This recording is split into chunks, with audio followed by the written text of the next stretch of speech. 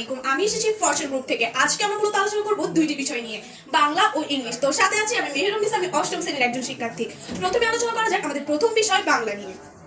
জীবপ্রেমের সুরে মানবতার গান, মানুষ ও পশুর সম্পর্কের গান, একসাথে চলা, একসাথে থাকা, ভালোবাসার বাঁধনে সৃষ্টির নতুন জায়গা। হ্যাঁ, এখন আমি আলোচনা করব আমাদের পাঠ্য বইয়ের প্রথম অধ্যায় শরৎচন্দ্র চট্টোপাধ্যায়ের লেখা অতিথির স্মৃতি। এখানে অতিথি হচ্ছে মূলত একটি কুকুর। লেখকের বর্ণনা অনুযায়ী লেখক এক জায়গায় ভ্রমণ করতে গিয়েছেন এবং ভ্রমণে কিছুদিন থাকাকালীন তার একটি কুকুরের সঙ্গে পরিচয় হয় এবং কুকুরের সঙ্গে কিছুদিন কথা বলা ও কিছুদিন চলাচলের মাধ্যমে তার কুকুরের সঙ্গে একটি স্নেহ ও মমত্বের সম্পর্ক তৈরি হয়ে যায়। তাই বলা যায় যে মানুষে যেমন স্নেহ ও মমত্বের সম্পর্ক তৈরি হতে পারে, ঠিক একইভাবে একটি কুকুর ও একটি মানুষের মধ্যে স্নেহ ও মমত্বের সম্পর্ক তৈরি হতে পারে। তাই এই গল্পটি পড়ার মাধ্যমে আমরা প্রাণীর প্রতি সহানুভূতিশীল হতে পারবো। ভাবো কাজের মাঝে যেন এক সেতু, ভাবনা জায়গায় কাজের হয় শুরু, মনের গভীরে স্বপ্নের ছবি আঁকা, কাজের মাধ্যমে আবার সেই স্বপ্নে যাওয়া। ভাবনা যদি হয় সঠিক ও সুন্দর, কাজও হয়ে ওঠে সফল ও গুণগত। এখন আপনারা এই কবিতা শুনে বুঝে গেছেন যে আমি কি নিয়ে আলোচনা করবো। আমি এখন আলোচনা করবো ভাব ও কাজ নিয়ে। ভাব ও কাজ জিনিসটা শুনতে একই মনে হলো, তাদের মধ্যে কিন্তু আসমান জমিন তফাৎ। ভাব ও কাজের মধ্যে রয়েছে অনেক অনেক পার্থক্য। মানুষকে উত্তেজিত করার জন্য ভাবের গুরুত্ব অপরিসীম, কিন্তু শুধু ভাব দিয়ে এই মহৎ কিছু অর্জন করা যায় না। কাজ জিনিসটা ভাবকে রূপ দেয়, এটি সম্পূর্ণরূপে বস্তু জগতে নিরন্তর পরিশ্রমে পথ তৈরি হয়, স্বপ্নের সিঁড়ি ধীরে ধীরে উঠে নামে। কাজের মাঝে খুঁজে পাবে নিজের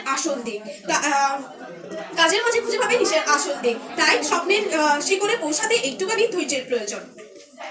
চেষ্টা করলে যদি ভাব হয় সঠিক, ফল হবে সহজ, এবং ভাব হয় সঠিক, কাজ হয় স্পষ্ট, ফল হবে আলোকিত। তো ভাব ও কাজের এই সম্পর্কের খেলা আমাদের জীবনের এগিয়ে চলা মেলা। তো এরপরে আপনাদের কি মনে হয়? প্রেজেন্টেশন এখানেই শেষ করছি। আমি পরবর্তী অধ্যায়গুলো নিয়ে আলোচনা করার জন্য আমি রেখে দিচ্ছি আমার দলের পরবর্তী সদস্যকে। হাই এভরিওয়ান, আসসালামু আলাইকুম। সবাইকে আন্তর্জাতিক মাতৃভাষা দিবসের অনেক অনেক শুভেচ্ছা। আমি নুসাইবা শারমিন, অষ্টম শ্রেণীর একজন শিক্ষার্থী। আজ উপস্থাপন করতে চলেছি আমার বাংলা বিষয়ের একটি অধ্যায় নিয়ে। মানিক বন্দ্যোপাধ্যায় কর্তৃক রচিত একটি অসাধারণ ছোট গল্প তৈলচিত্রের ভূত। ভূতের কাহিনী কুসংস্কারের ভিড়ে, বিজ্ঞান বলছে এমন কিছু নেই শিরে। রহস্যময় জগৎ, কিন্তু ভয় নয়, জ্ঞান আর গবেষণায় আলোয় ভরে নয়। তৈলচিত্রের ভূত গল্পটিতে মূলত উল্লেখিত পন্থীগুলোই প্রকাশ পেয়েছে। কুসংস্কারের বিশ্বাসের মাধ্যমে মানুষ নিজের বিবেক বুদ্ধি হারিয়ে ফেলে এবং অবাস্তব কিছু জিনিস বিশ্বাস করতে শুরু করে, যার কোনোটাই সত্য নয়। ভূতের বিশ্বাস হলো এমন একটি কুসংস্কার যা সম্পূর্ণ ভিত্তিহীন ও কাল্পনিক। মানিক বন্দ্যোপাধ্যায় তার তৈলচিত্রের ভূত গল্পটির নগেন চরিত্রের মধ্য দিয়ে ভূতের বিশ্বাসের স্বরূপ ব্যাখ্যা করেছেন। অন্যদিকে পরশুর ডাক্তারের চরিত্রের মধ্য দিয়ে বিজ্ঞানের বিচার বুদ্ধি দিয়ে স্পষ্ট করে তুলেছেন নগেনের বিশ্বাস ও কুসংস্কারের ভিত্তিহীনতাকে। মূলত আমরা বলতে পারি কুসংস্কারের বিরুদ্ধে বিজ্ঞানের জয়গানই হলো এই গল্পের মূল বিষয়। তবে পরিশেষে একটি প্রশ্ন আমাদের মনে কিন্তু থেকে যায়, বিজ্ঞানের কল্যাণে আমাদের সমাজের এত উন্নতি, তবু কেন আজও আমরা কুসংস্কার ছড়ি? তো এই প্রশ্নের মধ্যে দিয়ে আমি এখানে শেষ করছি। ডেকে নিব আমার দলের পরের সদস্যকে, যিনি আপনাদের সামনে উপস্থাপন করবে আরো নতুন কিছু। আসসালামু আলাইকুম সুপ্রিয় বন্ধুগণ, আশা করি তোমরা সবাই ভালো আছো। আমি তানভীর, দশম শ্রেণীর ছাত্র। আজকে আমি তোমাদের সামনে উপস্থাপন করবো দশম শ্রেণীর দুটি গুরুত্বপূর্ণ বইয়ের কিছু গুরুত্বপূর্ণ তথ্য নিয়ে। বাংলা আমাদের মাতৃভাষা, যাকে বলা হয় মায়ের ভাষা। এই বাংলা ভাষা অর্জনের লক্ষ্যে 1952 সালে লাখ লাখ মায়ের ছেলেরা যুদ্ধ করেছে। আজ তাদের সংগ্রামের মাধ্যমে আমরা বাংলা ভাষা অর্জন করেছি। বাংলা ভাষার মাধ্যমে আমরা আমাদের মনের ভাব, ইচ্ছা, রাগ, আকাঙ্ক্ষা ইত্যাদি প্রকাশ করে থাকি। আর এই প্রকাশ করার মাধ্যমকে বলা হয় ব্যাকরণ।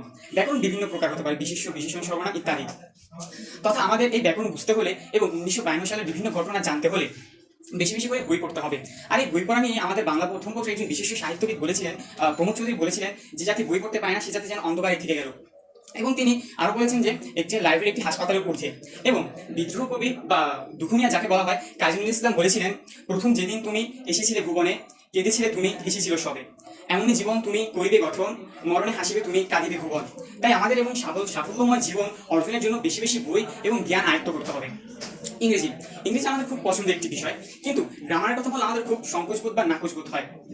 গ্রামারের খুব মজার একটি পার্ট হলো ট্যাবল। ট্যাবল মূলত দুই ধরনের হয়, একটি জেনারেল ট্যাবল, আরেকটি হলো গ্রামার ট্যাবল। জেনারেল ট্যাবলের দুইটি পার্ট থাকে, কলাম এ এবং কলাম বি। এখানে কলাম বি এর একটি শব্দের সাথে কলাম বি একটি শব্দ যুক্ত হয়ে একটি নতুন অর্থবোধক বাক্য তৈরি হয়। এছাড়া গ্রামারের আরো বিভিন্ন পার্ট রয়েছে, আর ট্যাগ কোয়েশ্চেন এবং সাফিক্স প্রিফিক্স। এখানে আমরা উপস্থাপন শেষ করছি। এখন আমাদের দল একজন সদস্য নাটকীয়তার মাধ্যমে তোমাদের সামনে কিছু তথ্য উপস্থাপন করার চেষ্টা করবে। আশা করি তোমাদের তা ভালো লাগবে। সর্বশেষ একটি আবেদন করবো, আজকের কন্টেস্ট টুর্নামেন্ট এবং উপস্থাপন তোমরা খুব আনন্দ সহকারে উপভোগ করবে। আসসালামু আলাইকুম। Now we will move on to our second topic, which is basically English grammar. I'm talking about article. Article is a type of determiner. There are three types of article: a, and the. And is usually used in words in a sentence before the words which starts with vowel or sounds like vowel. For example, I'm eating an apple. Here, the word apple starts with a, which is a vowel.